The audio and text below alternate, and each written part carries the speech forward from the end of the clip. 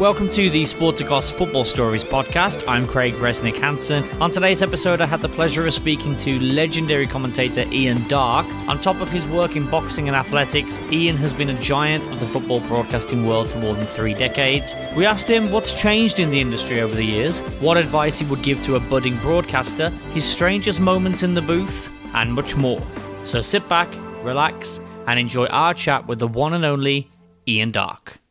Ian, I want to thank you so much for coming on today. I know you're a busy man, so I don't want to take up too much of your time, so I'm going to get straight into it. First of all, if you could tell us a little bit about your beginnings in broadcasting. I did a little bit of research. I can see that it seems that not only football, which I know a lot of us know and love your work from, but you also were sort of, you've been big in boxing for a long time, but boxing and football were both sort of your introduction, would you say, into sports broadcasting? No, news was my introduction into sports broadcasting. In fact, if you want to go even before that, I did a hospital radio commentary when I was 18 on a Portsmouth game. Never thought about broadcasting again until I joined Radio Leicester and did a few years there doing news and sport. And then I went to the BBC Radio Sports Room in London, and that, by accident, was how I started to commentate, because Desmond Lynam was the boxing commentator for BBC Radio, the great Desmond Lynam, but he was off the TV. They needed somebody to do it, and I got the job commentating first of all on boxing, and of course I went on to do football and a bit of athletics as well. Unbelievable. I think our listeners are starting to learn a little bit that this is popping up more and more, people sort of accidentally falling into this field. We spoke to Darren Fletcher from TNT Sports, and he had a similar story as well, that he never really had any ambition to be a football commentator, and it just sort of happened. I guess, when did you realize that the ball had really started rolling and that you were sort of a main fixture in the ears of the public as far as football goes? As far as football goes, I suppose you'd say I'd already commentated on the World Cup Italia 90 for Eurosport, but I don't think an awful lot of people, to be honest with you, at that time saw that in England. So I suppose if there was a breakthrough moment, it would have been commentating when Sky Sports started. Martin Tyler used to do the Super Sunday games, as they called them, and I did the Monday night football, which was a bit more of a gimmicky production. No, we covered the games just the same way. So I used to commentate with Andy Gray in the very first season of the Premier League on Sky Sports. So I gained probably a little bit of profile doing that. Did you ever work with Martin, or was that something that, because you were both, I guess, lead commentators? Yeah, no, we never worked together. None of the lead commentators have ever worked together. Maybe on some kind of video game somewhere, if somebody wants to invent that kind of setup. But no, it would always be you as the main play-by-play commentator, as they like to say in the United States, and then a professional footballer or ex-player alongside you. In my case, to begin with, Andy Gray, but I've worked with, well, dozens of them over the years. I know you've worked with some of the biggest names and some of the most beloved football commentators over the years. I know you probably don't want to necessarily pick favorites, but did you feel that you had a particular chemistry with one or two of them that you'd like to mention? I'd like to think that you work hard on having a rapport and a bit of chemistry, as you rightly call it, with everybody. And I think that's a vital thing in commentary, because I've heard some commentaries, and I'm not going to mention any names or times, because we've all been there, I think. But it sounds like two people who might have been sitting on opposite sides of the stadium, for all the rapport there is between them. So you need the co-commentator to play along a little bit. You're not looking to turn it into some kind of vaudeville act, but if there can be a little bit of crossfire between you, so much the better. So, yeah, you mentioned some of the people. I mean, these days, I like all the fellas I work. They're all a little bit different, and they all prepare a little bit differently as well. So more recently, I've done quite a lot with Glenn Hoddle, Martin Keown, until about a year ago, Robbie Savage, and Steve McManaman. I probably work with Steve more than I've worked with anybody else. And we used to do a breakfast kind of show for ESPN in America about a decade ago, which got a bit of a cult following. It was a low budget thing that went on early morning in America on the lunchtime kickoff in the UK. And as well as doing the game, we'd also answer letters and emails from people, odd things. One of the questions was, "What is love?" Imagine talking about that.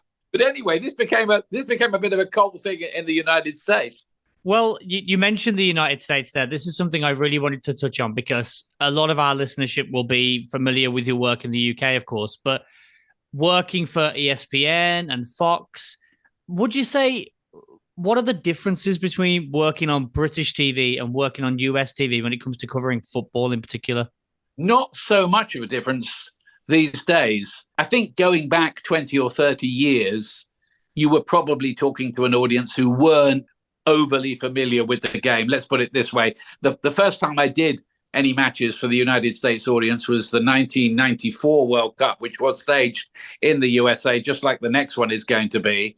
And I remember on one of the early games, one of the producers who normally produced baseball and American football and that kind of thing, I said, 20 minutes gone, it's still 0-0. And he came into my headphones and said, "You mean 0-0? By the way, Ian, you better explain what this offside's about."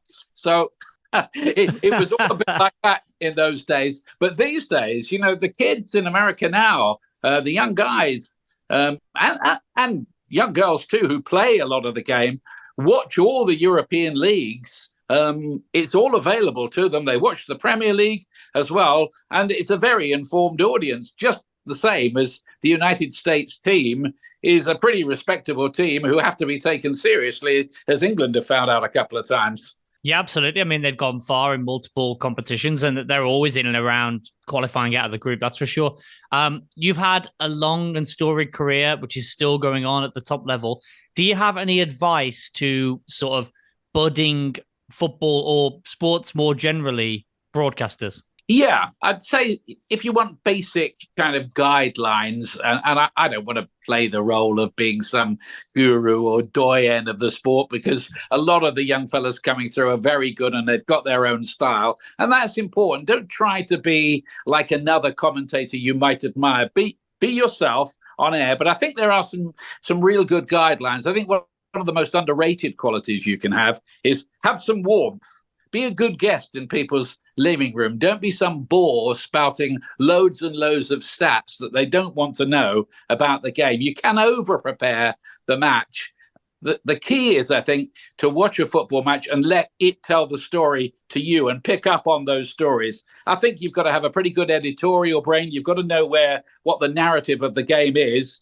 You've got to have gears. You've got to change the mood. Sometimes it's dramatic. Sometimes it's quiet. And you've got to know where. It's almost like driving a car on a country road. You have to kind of be able to drive that car and have a feel for how it might be sounding in somebody's living room. Because I've often watched game, I'll be honest with you, and I've thought, you know what, if I was at home, it's raining here, it's Monday night, it's goalless, it's been a terrible game, I'd be looking to see what else was on TV. Yeah. It's up to you as the commentator there to be able to be bright enough and involve the audience enough in what might be about to happen or some kind of subplots to keep them interested. Yep, that makes sense. You mentioned the sort of introduction to the industry of some of the new guys coming up, which is obviously the circle of life.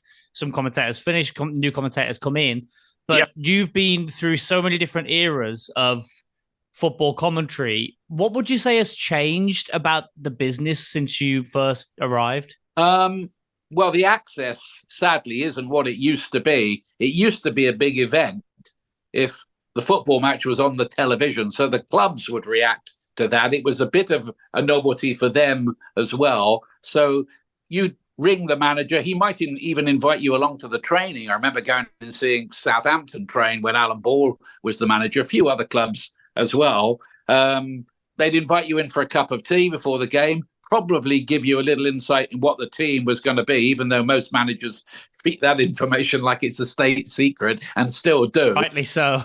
Yeah, right. Yeah. So these days, it's all become much more corporate. I think the media are kept at much more of a distance. I'm sure all the football journalists would tell you this as well. They have to organize everything through the PR guys. So we don't get that kind of access anymore. There are no more cups of tea with managers beforehand. And if I went up to Pep Guardiola or Jose Mourinho and said, could you give me a bit of a steer on your team for tonight? I'll put it in my pocket keep it to myself.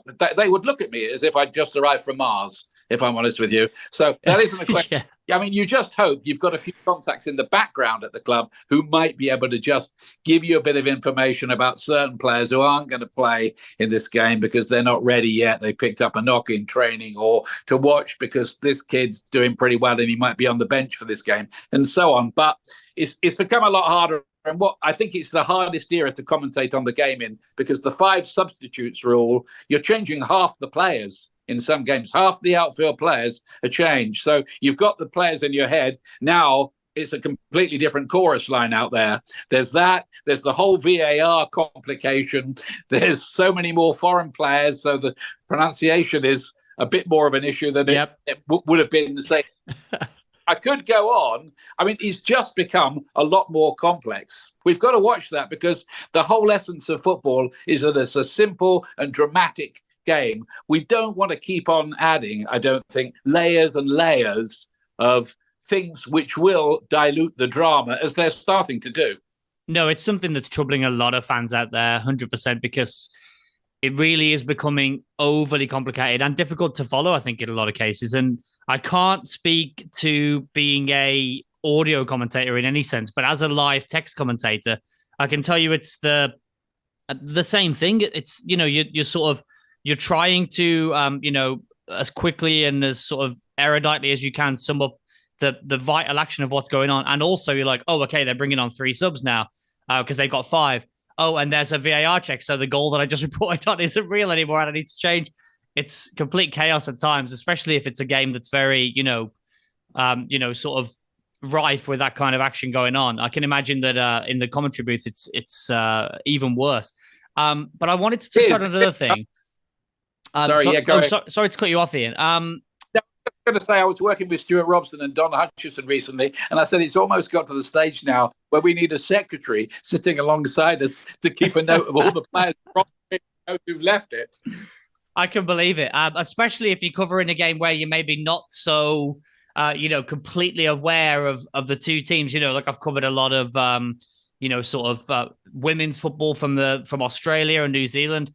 AFCON games, and maybe if it's a game where it's not sort of the big hitters in the tournament, you do your prep and everything, of course, but it doesn't make your life easier when there's constant substitutions going on in the second half, at least. But I just wanted to touch on one thing, which is one of the big things that's got to have changed since the early 90s and the sort of beginning of the Sky era is the introduction of social media. And we spoke to Darren Fletcher about this, about to what extent do you, look at social media? Because, of course, I'm sure you've always been, open to criticism of your work, or I'm sure people have always given you feedback in different ways. But nowadays, it's so easy for people to go on social media and, be less than kind about your work.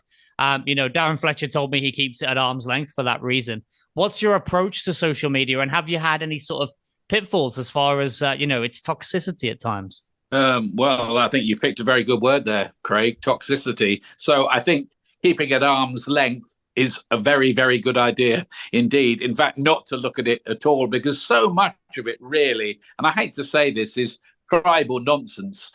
Most people's views of the match, if one of their teams is involved, is they're seeing the whole game through that coloured spectacles. So it's best really not to upset yourself, because that is another thing about you. You're quite right to point this out.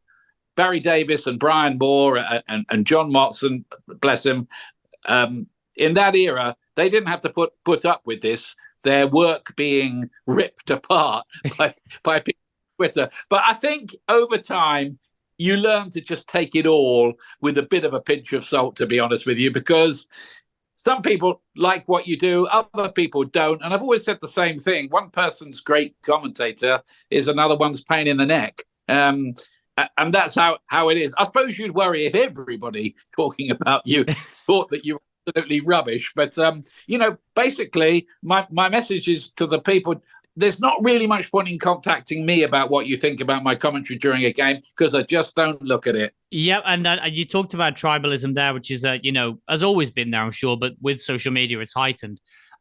I know that I don't know if you follow any particular club or if you'd ever want to, sort of divulge that kind of thing. It didn't come up in my research, but I know that obviously you've covered plenty an England game, which I'm sure obviously you have, an allegiance to England. Is it at all difficult to sort of separate yourself from, not just cheerleading for the nation and actually presenting accurately what's going on the pitch when you're covering an England game? No, that's not difficult at all. And you asked the question, and I've never tried to keep it a secret. I was born in Portsmouth, so I support Pompey.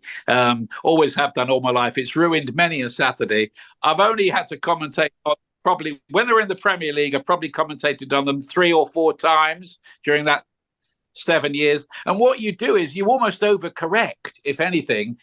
So you park your support when you enter the commentary box or go up onto that gantry.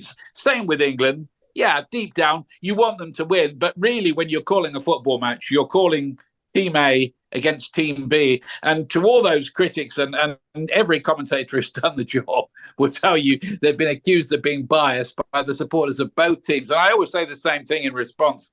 Look, it's hard enough calling the game without wondering worrying about who's going to win it.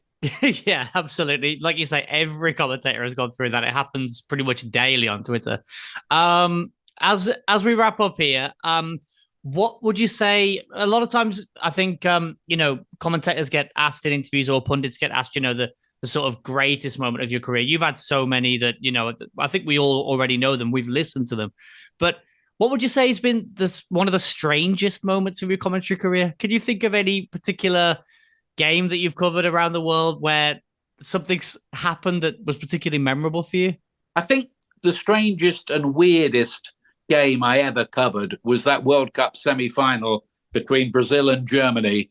Brazil were the host nation, and this was an incredible story. Brazil won, Germany 7. And I remember I was commentating with Steve McManaman for ESPN in the United States and putting the microphone down at the end. And I said to him, people are going to still be talking about this game in 50 years' time. I mean, it was incredible what happened there. And there was a surreal sense. We kept looking at each other as the game was going on, saying, what on earth is unfolding in front of us here? Germany is scoring with every attack. It was like they were playing some university team, not Brazil. So, yeah, that was pretty weird. I mean, I'd pick out 2.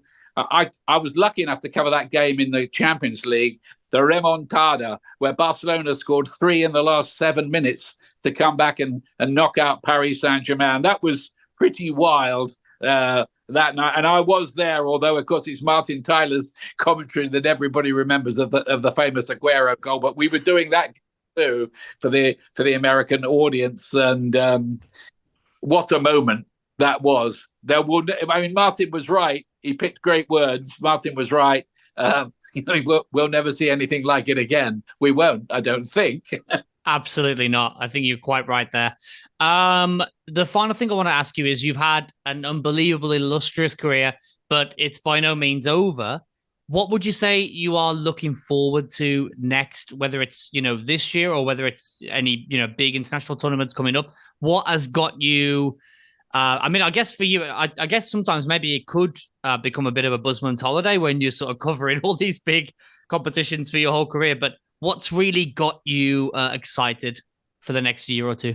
Well, you said that. I think one thing is, no matter how long you do it, you can still improve. You can still get better. You must never think, hey, I've cracked that, and get complacent, because that can be like a football team that gets complacent. It can go horribly wrong on you. So concentration has to be at its maximum, I think, at all times. But I don't know how illustrious a career I've had. I've been lucky. I've enjoyed it. I've been to 8 World Cups, and I know would consider that illustrious for the sidelines. Yeah, World Cups. Okay, well, nice of you to say so, Craig. But yeah, I still love the game, and I still look forward, and I'm excited about covering games, even in my slightly advanced years these days. I'm looking forward to covering the European Championships this summer, particularly because England have got a rattling good chance of doing very, very well indeed. I'm not saying they're going to win it, but I think they've got as good a chance as anybody of doing so with the squad we've got at the moment. So, yeah, that's the next thing, and I don't think I'm going to look too far beyond that. Okay, Ian, thank you so much for joining us. I really, really appreciate it. I know our listeners will too. Thank you so much. Craig, it's been a pleasure. It's lovely to talk to you. And keep on following the game. And I'm sure we'll all have a great time doing it. Thanks a lot, Ian. Really, really, really appreciate it. Have a lovely evening. And I can't wait to hear you again on the telly very soon.